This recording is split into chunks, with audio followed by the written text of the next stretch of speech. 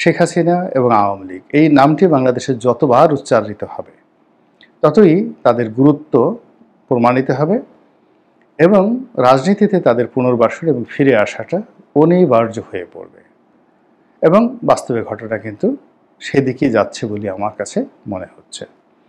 এর কারণ হলো যারা এই মুহূর্তে ক্ষমতায় আছেন তারা না আওয়ামী লীগকে নির্মূল করতে পারছেন, না আওয়ামী লীগকে পরিশোধিত করে পুনর্বাসিত করার চেষ্টা করছেন। যদি ডক্টর মোহাম্মদ ইউনূস রাজনৈতিকভাবে প্রজ্ঞাবান হতেন তিনি সবার আগে চেষ্টা করতেন। আসসালামু আলাইকুম প্রিয় দর্শক, অন্তর্বর্তীকালীন সরকার ডক্টর ইউনূস যেভাবে রাষ্ট্র চালাচ্ছেন সেভাবে একটি রাষ্ট্র চলতে পারেনি। অর্থাৎ অনেকেই এই কথাটি কিন্তু বলছে যে ডক্টর ইউনূস আর বেশি দিন টিকবে না। এমনকি প্রধানমন্ত্রী শেখ হাসিনাও 1 মাস টাইম বেঁধে দিয়েছেন ডক্টর ইউনূসকে। এখন প্রধানমন্ত্রী শেখ হাসিনা যে 1 মাস সময় দিলেন ডক্টর ইউনূসকে, এর কারণ কি? এবং কি 1 মাস পরে ডক্টর ইউনূস ক্ষমতা ছেড়ে দিবেন এবং আওয়ামী লীগকে আবার পুনর্বাসন হবেন এবং আওয়ামী লীগের পথযাত্রা এখন কতটুকু অগ্রসর হয়েছে? প্রিয়দর্শক, এ নিয়ে গুরুত্বপূর্ণ আলোচনা করেছেন গোলাম মাওলা রনি। আমরা তার বক্তব্যটি শুনবো, তারপরে থাকছে বিস্তারিত।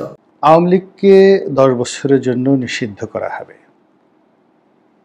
এবং আওয়ামী লীগের যারা শীর্ষ নেতা এবং অধস্থন নেতা অথচ দুর্নীতি এবং অনিয়মের সঙ্গে জড়িত তাদের বিরুদ্ধে কঠোর ব্যবস্থা গ্রহণ করা হবে।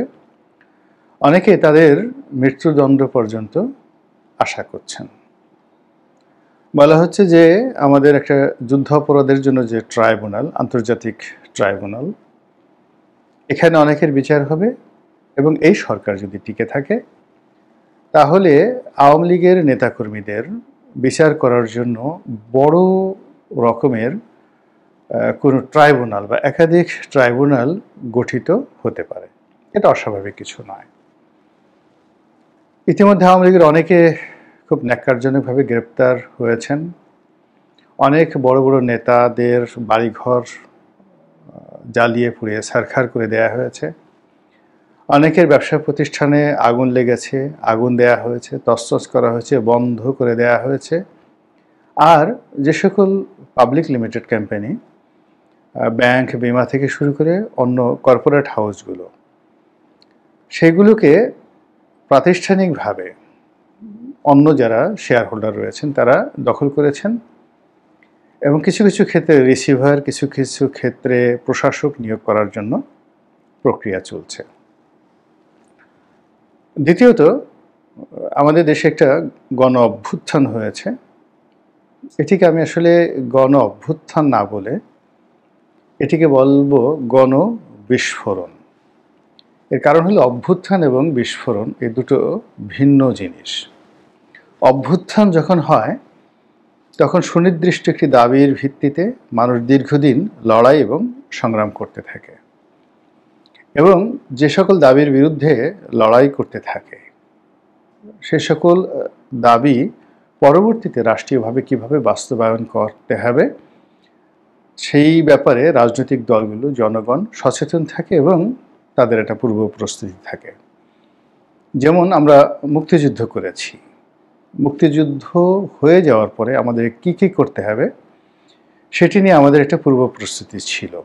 ফলে খুব বেশি দেরি হয়নি এটি সংবিধান প্রণয়ন করতে, এটি রাষ্ট্র ব্যবস্থা গড়ে তুলতে, আরও অনেক কিছু। আবার এরশাদ জমানাতে আমাদের যে গণ অভ্যুত্থান হয়েছে সেটার প্রেক্ষিতে আমরা যা কিছু করেছি সেখানেও আমাদের আসলে 15 দিনের বেশি সময় লাগেনি সব কিছু ঠিকঠাক করে নিতে। আর গণবিস্ফোরণটা হলো মানুষ যখন রাগ হয়ে কোনো একটি কাজ করে, দীর্ঘদিনের পুঞ্জীভূত ক্ষোভ, হতাশা, বেদনা, এগুলোর ফলে মানুষ যখন আশা হারিয়ে ফেলে, পরিকল্পনা হারিয়ে ফেলে, এমনকি অনেকে আত্মহত্যা করার মতো পর্যায়ে চলে যায়। তো এরপর যখন একটা সুযোগ এসে যায়, মানুষ যখন ক্রোধ দেখানোর, রাগ দেখানোর সুযোগ পেয়ে যায় এবং সেই রাগ দেখানোর ফলে যে পরিবর্তন হয়, রাজনৈতিক পরিবর্তন হয়, এটি গণবিস্ফোরণ। এখন আপনি যদি বাংলাদেশের এই সাম্প্রতিক সময়, যেটিকে কেউ দ্বিতীয় মুক্তিযুদ্ধ বলছেন, কেউ ছাত্র আন্দোলন বলছেন, কেউ গণ অভ্যুত্থান বলছেন, এটিকে আমি গণবিস্ফোরণ বলতে আগ্রহী। আমার কাছে গণবিস্ফোরণের চেয়ে অন্য কোনো কিছু মনে হচ্ছে না। এর কারণ হলো এই গণবিস্ফোরণের পর কি করতে হবে? আমাদের একজন শাসক লাগবে, একটি মন্ত্রিপরিষদ লাগবে, কাউকে বাদ দিতে হবে, কাউকে নিতে হবে। এ ব্যাপারে আমাদের কোনো রকম গ্রাউন্ড ওয়ার্ক কারোর নিকট ছিল না। এবং সিভিল ব্যুরোক্রেসি, মিলিটারি ব্যুরোক্রেসি থেকে শুরু করে জুডিশিয়ারি, মানে এই আন্দোলনের পক্ষে একটি শক্তি, সংঘবদ্ধ শক্তি ছিল না, যারা এই কাজগুলো সুন্দরভাবে করে রাখবে। তো সেইগুলো করতে না পারার কারণে কি হচ্ছে? একটি অপ্রত্যাশিত, একটি অভাবিত, এবং এখন মনে হচ্ছে কারোর জন্য একেবারে অযাচিত কিছু মানুষজন ক্ষমতার একেবারে পাদপীঠে চলে এসেছেন। সরকারিভাবে অনেকে ক্ষমতাপ্রাপ্ত হয়েছেন, রাষ্ট্রীয়ভাবে অনেকে ক্ষমতাপ্রাপ্ত হয়েছেন, সামাজিক এবং রাজনৈতিকভাবে অনেকে ক্ষমতাপ্রাপ্ত হয়েছেন। ফলে সেই পাড়া মহল্লার যে চাঁদাবাজি, ঘাট দখল, বাস দখল, এইগুলোর সঙ্গে আপনি যদি সচিবালয়ের ঘটনার মিলানোর চেষ্টা করেন, অথবা সচিবালয়ের ঘটনার সঙ্গে যদি আপনি পুলিশ প্রশাসনের ঘটনা মিলানোর চেষ্টা করেন, বিচারাঙ্গনের ঘটনা মেলানোর চেষ্টা করেন, তারপর বুদ্ধিজীবী, সাহিত্যিক, সাংবাদিক, প্রেস ক্লাব থেকে শুরু করে ব্যাংক, বিমা, যে জায়গাগুলো রাষ্ট্র নিয়ন্ত্রণ করে, সেই জায়গাগুলোতে যদি আপনি সব কিছু মিলানোর চেষ্টা করেন, আপনি ভীষণ রকম হতাশ হবেন। ভীষণ রকম হতাশ হবেন এই কারণে যে একটির সঙ্গে আরেকটির আন্তঃসংযোগ নেই, মিল নেই। কোথাও বিএনপি ক্ষমতাধর, কোথাও জামাত ক্ষমতাধর, কোথাও সমন্বয়করা ক্ষমতাধর, কোথাও উপদেষ্টারা ক্ষমতাধর, কোথাও ডক্টর মোহাম্মদ ইউনূস ক্ষমতাধর, কোথাও বিএনপির লোক, মানে গ্রামীণ ব্যাংকের লোক ক্ষমতাধর, কোথাও চট্টগ্রামের লোক ক্ষমতাধর। সব মিলিয়ে একটি হ্যাফহ্যাজার্ড হযবরল অবস্থা তৈরি হয়েছে। এবং এই হযবরল অবস্থার মধ্যে কিছু আইন করার চেষ্টা করা হচ্ছে, কিছু সংস্কার করার চেষ্টা করা হচ্ছে, কিছু বুলি আওড়ানো হচ্ছে, বিদেশ থেকে লোন আনার চেষ্টা করা হচ্ছে, পরিস্থিতি সামাল দেওয়ার চেষ্টা করছে, কিছু ব্যাংকে লোন দেওয়ার চেষ্টা করা হচ্ছে, নানা রকম, কিন্তু কিছুতেই কোনো কিছু হচ্ছে না। এর ফলে বারবার শুধু আওয়ামী লীগের নাম আসছে। প্রচারণার একটা ভাষা আছে, পাবলিকেশন, তারপর অ্যাডভার্টাইজমেন্ট, এই দুটো শব্দ। তো প্রচারণা এবং প্রকাশনা, মানে এটা যেভাবেই হোক না কেন, ইতিবাচক বা নেতিবাচক যেভাবেই হোক না কেন, আলটিমেটলি এই জিনিসগুলো আপনার পক্ষে আসবে। এখন আপনি গালি দেওয়ার জন্য বলেন, কিংবা শাস্তি দেওয়ার জন্য বলেন, প্রশংসার জন্য বলেন, শেখ হাসিনা এবং আওয়ামী লীগ এই নামটি বাংলাদেশে যতবার উচ্চারিত হবে ততই তাদের গুরুত্ব প্রমাণিত হবে, এবং রাজনীতিতে তাদের পুনর্বাসন এবং ফিরে আসাটা অনিবার্য হয়ে পড়বে। এবং বাস্তবে ঘটনা কিন্তু সেদিকেই যাচ্ছে বলে আমার কাছে মনে হচ্ছে। এর কারণ হলো, যারা এই মুহূর্তে ক্ষমতায় আছেন তারা না আওয়ামী লীগকে নির্মূল করতে পারছেন, না আওয়ামী লীগকে পরিশোধিত করে পুনর্বাসিত করার চেষ্টা করছেন। যদি ডক্টর মোহাম্মদ ইউনূস রাজনৈতিকভাবে প্রজ্ঞাবান হতেন, তিনি সবার আগে চেষ্টা করতেন, একেবারে সবার আগে, যেটা শহীদ প্রেসিডেন্ট জিয়াউর রহমান করেছিলেন। তিনি এই আওয়ামী লীগকে শেখ হাসিনা মুক্ত করতেন, শেখ পরিবার মুক্ত করতেন, দুর্নীতিবাজদের মুক্ত করতেন, এবং তিনি আহ্বান করতেন যে গণভবনের দরজা তাদের জন্য খোলা, আওয়ামী লীগ যারা 2009 থেকে এই পর্যন্ত একটি দুর্নীতি করেননি, এই পার্টির জন্য যাদের কন্ট্রিবিউশন আছে, এবং এই পার্টি সংগঠিত করতে ইচ্ছুক, রাষ্ট্র তাদেরকে সহযোগিতা করবে। এবং এই কথাটা বলার সঙ্গে সঙ্গে সেই ব্রিটিশদের যে ডিভাইড অ্যান্ড পলিসি রুল, এটি হয়ে যেত, এবং আওয়ামী লীগের মধ্যে দুটো ভাগ হয়ে যেত। যারা পালিয়ে গিয়েছে তারা, এবং যারা পালিয়েছে তাদের একটি ভাগ, আর যারা পালায়নি তারা রাজপথে নেমে আসতো। আর তারা রাজপথে নেমে আসার সঙ্গে সঙ্গেই এই মুহূর্তে ডক্টর ইউনূসের যে ভয় এবং আতঙ্ক জামাতকে নিয়ে এবং বিএনপিকে নিয়ে, সেই জিনিসটি সঙ্গে সঙ্গে তার চলে যেত। এটা শুধুমাত্র তার ইচ্ছা, সদিচ্ছা, আর কিচ্ছু না। নেতা হওয়ার জন্য ঝুঁকি নিতে হবেই, তো সেই কাজগুলো তিনি করতে পারেননি এখন পর্যন্ত এবং সম্ভবত পারবেন না। তাহলে কি হবে? যারা পালিয়ে আছেন তারা উকি ঝুঁকি দিয়ে দেখছেন যে কখন বের হবেন দেশের মধ্যে, আর দেশের বাইরে যারা পালিয়ে আছেন তারা ওখান থেকে গভীর মনোযোগ সহকারে তারা বাংলাদেশের পরিস্থিতি পরিবেশ পর্যবেক্ষণ করছেন এবং কখন কি করে বাংলাদেশে আসা যায় সেই প্ল্যান এবং পরিকল্পনা তারা করে চলেছেন। দ্বিতীয়ত যেটা আছে সেটা হলো দেশের মধ্যে যারা আছেন, দেশের বাইরে যারা আছেন, তাদের সকলের নিকটই অঢেল অর্থ। বাংলাদেশি মুদ্রায় তাদের অর্থ আছে, বিদেশি মুদ্রায় তাদের অর্থ আছে। এবং আপনি জানেন যে অর্থ এত বড় একটা নিয়ামক শক্তি যে এটি কারো হাতে থাকলে তার অন্য যে কোনো যোগ্যতা খুব অল্প পরিমাণে থাকলেই হয়। জ্ঞান, গরিমা, শিক্ষা দীক্ষা খুব অল্প থাকলে কিন্তু হয়ে যায়, তারা অনেক কিছু করতে পারে। তো সেই দিক থেকে যারা বর্তমানে আওয়ামী লীগের পলাতক লোকজন রয়েছেন, বলা হয়ে থাকে তাদের সকলেরই অন অ্যাভারেজে 100 কোটি থেকে হাজার হাজার কোটি টাকা রয়েছে। তো এই টাকা দিয়ে তারা যদি গার্মেন্টসে বিশৃঙ্খলা তৈরি করতে চান, তারা যদি জনপদে বিশৃঙ্খলা তৈরি করতে চান, তারা যদি সন্ত্রাস করতে চান, তারা যদি সরকারের কর্মকাণ্ডে বাধা দিতে চান, এটি তাদের জন্য ওয়ান-টুর বিষয়। তো এই বিষয়গুলো সরকারকে প্রস্তুতি নিতে হবে।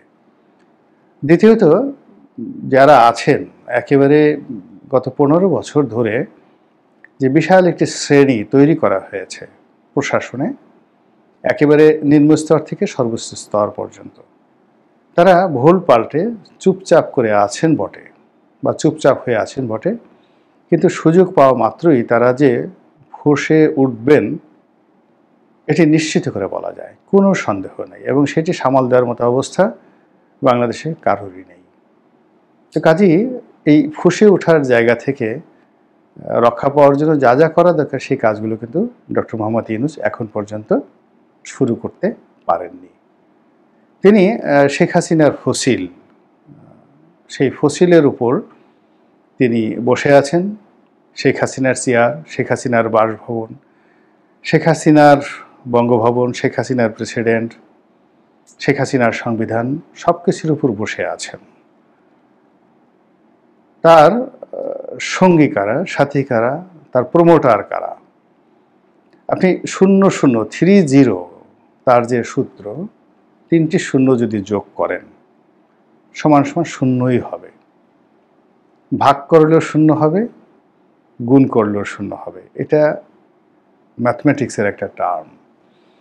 এখন তার যারা শুভানুধ্যায়ী, সাহায্যকারী এবং একান্ত ঘনিষ্ঠজন, বন্ধুবান্ধব রয়েছে, তাদের মধ্যে কোনো সেনাপতি নেই, তাদের মধ্যে কোনো রাজনীতিবিদ নেই, তাদের মধ্যে কোনো দার্শনিক নেই, তাদের মধ্যে কোনো ধনী ব্যক্তি নেই, তাদের মধ্যে ডক্টর ইউনূসকে ধমক দিতে পারেন, পরামর্শ দিতে পারেন, নেই কেউ। ওনার আশেপাশে যারা আছেন সকলের মুখে একই বক্তব্য, আপনি মহান, আপনি শ্রেষ্ঠতর, আপনি এই জমিনের গত 1000 বছরের শ্রেষ্ঠ মানব। হুজুর, আপনি যা বলবেন তাই হবে, আপনি যা ইচ্ছা করবেন তাই ঘটবে, আপনি যা দোয়া করবেন তাই ফলবে। এই কথাগুলো তার আশেপাশের লোকজন যেভাবে তিনি সেট আপ করেছেন, তাদের মুখ থেকে এর বাইরে ভিন্ন কোনো কথা আসবে না যে হে ইউনূস, আপনি ভুল করছেন। এখন আমরা যারা বাইরে থেকে বলছি, সঙ্গত কারণে ডক্টর ইউনূসের কাছে এই বিষয়গুলিকে মনে হতে পারে যে চক্রান্ত, মনে হতে পারে অবন্ধুসুলভ আচরণ, মনে হতে পারে অসহযোগিতা ইত্যাদি। কিন্তু তার স্ত্রী, তার সন্তান, তার প্রিয়জন যখন তাকে এই ধরনের কোনো কথাবার্তা বলতেন, তার বন্ধুরা যখন এই কথাগুলো বলতেন, তার কষ্ট লাগতো বটে, কিন্তু তিনি একান্তে ভাবতেন এবং তার সে ভাবনা থেকেই কিন্তু পরিবর্তন আসতো। কিন্তু তার এই 86 বছর বয়স কিংবা 88 বছর বয়স এবং দেশের যে অবস্থাটি তিনি পেয়েছেন, আমার কাছে মনে হচ্ছে গত 50 বছরের মধ্যে সবচেয়ে ক্রুশিয়াল একটা সময়। এই সময় এবং তার বয়স, তার সঙ্গে সঙ্গে সংকট, সীমাহীন সংকট, দৃশ্যমান এবং অদৃশ্য সংকট, এই সকল সংকট যদি তিনি সুষ্ঠুভাবে মোকাবেলা করতে না পারেন, তাহলে আওয়ামী লীগের যে পায়ের আওয়াজ, সেই পায়ের আওয়াজ ক্রমশ প্রবল থেকে প্রবলতর হবে। এবং আওয়ামী লীগের পায়ের আওয়াজ যত বেশি প্রবল হবে, তিনি তত বেশি নিঃসঙ্গ হবেন। যত বেশি নিঃসঙ্গ হবেন, তত বেশি ভীত সন্ত্রস্ত হয়ে পড়বেন। এবং যত বেশি ভীত সন্ত্রস্ত হয়ে পড়বেন, ততই তার কাজ করার স্পৃহা, উদ্যম, উদ্ভাবনী শক্তি সব কিছু কমে যাবে। প্রিয় দর্শক, এখন দেখছিলেন গোলাম মোল্লা রনির ভিডিওটি এবং বুঝতে পেরেছেন যে উনি কি বলতে চাচ্ছে। তবে আমরা এখানে যেটি বলবো সেটি হলো, আওয়ামী লীগ পুনর্বাসন এটি আসলেও এখনই সম্ভব নয়। চাই ডক্টর ইউনূস রাষ্ট্র চালাতে পারুক অথবা না পারুক, চাই ডক্টর ইউনূস আজকে রাষ্ট্র থেকে ক্ষমতা ছেড়ে দিক, ক্ষমতা ধরার মতো হাজারো লোক পিছিয়ে দাঁড়িয়ে আছে। তার মানে আওয়ামী লীগকে ডেকে আনতে হবে, আওয়ামী লীগ আসতে পারবে সেটা কিন্তু কখনো আশা করা যায় না। তবে হ্যাঁ, আওয়ামী লীগের ভিতরে যারা স্বৈরাচারী ছিল না, অত্যাচারী ছিল না, যারা মানুষের উপর জুলুম করেনি, সেই সংখ্যাটা অনেক কম।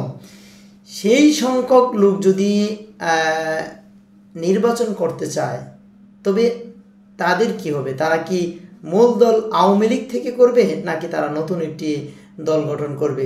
আজকে কিন্তু সকল রাজনৈতিক দলের সাথে ডক্টর ইউনূস বৈঠক করেছেন। সেই প্রেক্ষিতে বলতেছি যে যদি আওয়ামী লীগ তাদের যে মূল দল, সেই দল নিয়ে তারা নির্বাচনে অংশগ্রহণ করতে চায় বা আবারও তারা রাজপথে নামতে চায়, তাহলে তাদের যে মূল দল রয়েছে সেটি কিন্তু তারা সেই নাম দিয়ে আসতে পারবে না।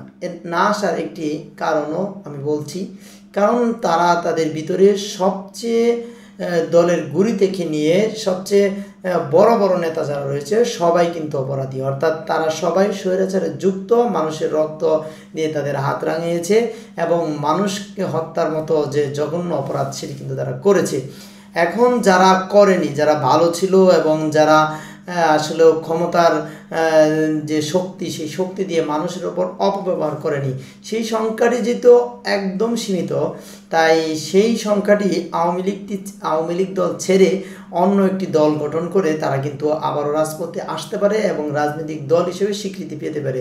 এটাই কিন্তু সিস্টেম। অর্থাৎ তাদেরকে মূল দলে রাখা যাবে না, মূল দলে তাদের থাকার শক্তিই নেই, কারণ মূল দলে যারা ছিল মূল থেকে নিয়ে অপরাধী, অর্থাৎ সেই আওয়ামী লীগ যে দল, সেই দলের যেহেতু মূলে অপরাধ হয়েছে, তাই সেই দলটিকে বাদ দিতে হবে, সেই দলকে নির্বাচন থেকে দূরে রাখতে হবে এবং আওয়ামী লীগের যারা রয়েছে তারা নতুন করে দল গঠন করবে, ভিন্ন নামে একত্রিত হয়ে আবার রাজপথে এবং নির্বাচনে অংশগ্রহণ নিতে পারবে।